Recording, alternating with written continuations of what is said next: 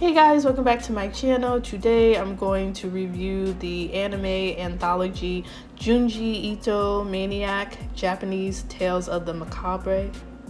I don't know if I pronounced that right. And so I'm just gonna say trigger warning for anybody who doesn't like creepy stuff, dark, twisted things. So of course I like to put up scenes from the shows and the movies. So if you don't like that, trigger warning, whatever. So this was created by Junji Ito and it was directed by Shinobu Takashira. And the synopsis is featuring a selection of 20 macabre masterpieces brimming with Ito's original worldview and fascinating characters drawn in his stunning style. So I have a lot of cons. So before I get to my cons, I guess for me, I'm not a big horror fan, and I don't like jump scares. I don't know what it is about horrors. I think it's mostly the jump scares. And then I think a part of me doesn't believe a lot of stuff. So it's like when it comes to the ghosts and things like that, I'm just like, it just doesn't get to me. I don't know. I know a lot of horror films are campy, a lot of them are funny. And then I'm not a big gore person. I don't like gore. I don't like people getting stabbed. I don't like torture stuff. So I do like dark stuff, but I don't know. And then I'm not a big fan of creepy, disturbing things, but I kind of am. I don't know. For some reason I was just like, I want to switch it up and I want to watch something dark, and I saw the cover of this on Netflix. It looked dark, and then I watched the trailer. I was like, this looks disgusting. So also when it comes to the creator, I'm a Tumblr girl, so I have seen some of his drawings on Tumblr. And let me tell you, they're a lot creepier and scarier than what this series showed. So to start with my cons, overall it was just very underwhelming to me. It was just underwhelming, especially seeing the trailer. It just made it seem like it was going to creep me out, it was going to be scary, and it just wasn't that for the most part. For most of the stories, I just felt like it was almost like clickbait to me. There were some stories that on the surface level, or when it started off, it was creepy, but then it ended up not being what you thought it was, and it ended up just being a silly story. A lot of the endings fell flat to me. They either like ended abruptly, or it was just like okay, I'm about to go on with the rest of my day. And it wasn't like a like cliffhanger or anything. Cliffhangers don't really make me upset, but some of the endings, they were just dumb. I was just like, what is going on here? Who wrote this? And I guess in general, like I was saying before, the animation just wasn't scary. And I have never read the manga at all, but I've seen the drawings, and then when I looked it up on Google, I saw them and they looked creepy, but the animation just made it just fell flat to me. I don't know if maybe it needed to be in black and white, but to me there's definitely ways of making it more disturbing, but it just didn't do. Not that it was in color, but it wasn't like bright colors.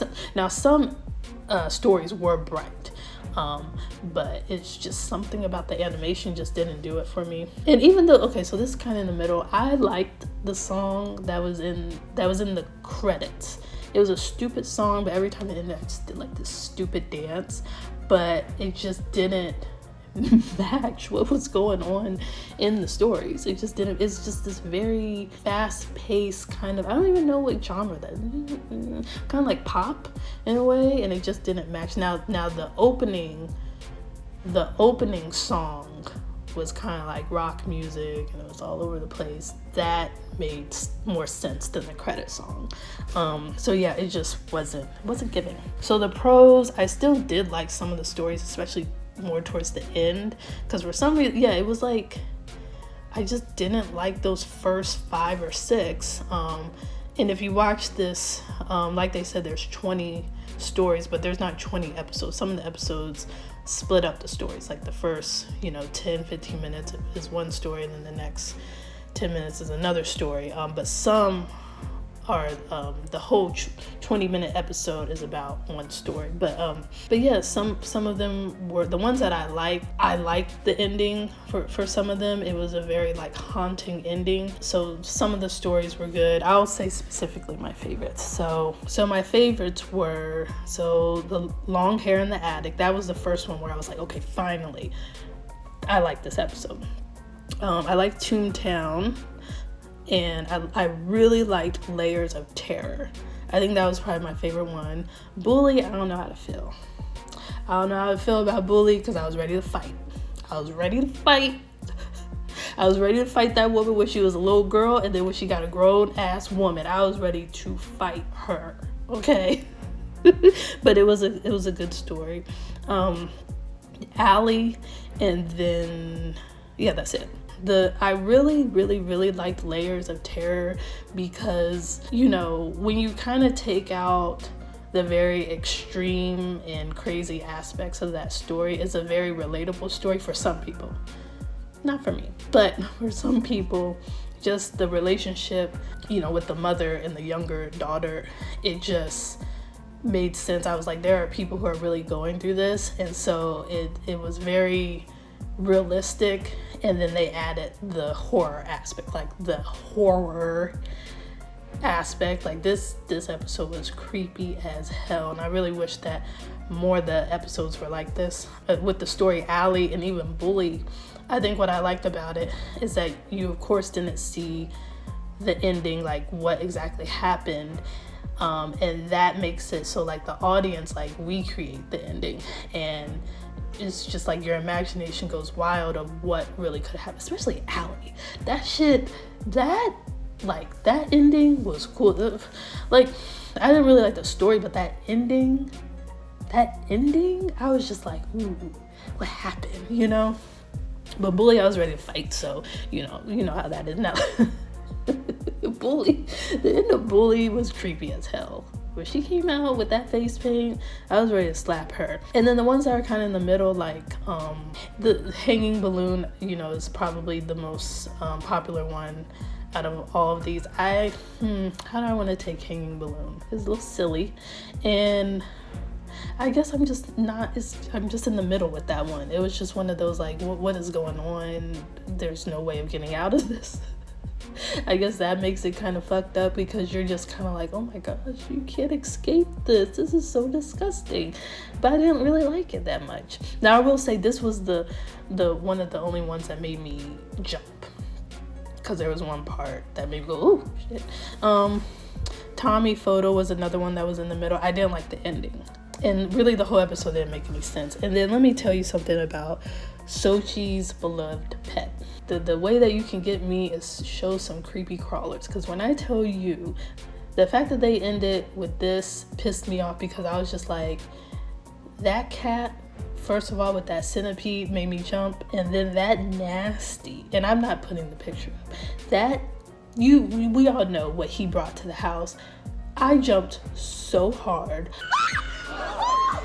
I was like, get this shit off of my screen. That got to me, and that's what I really thought I was gonna see a lot of in this, but I didn't. That and like the thing, I was like, no, cut. But I didn't like the story, so it was just stupid to me. And that little boy with them nails in his mouth was getting on my nerves the entire time. I didn't want to see him again.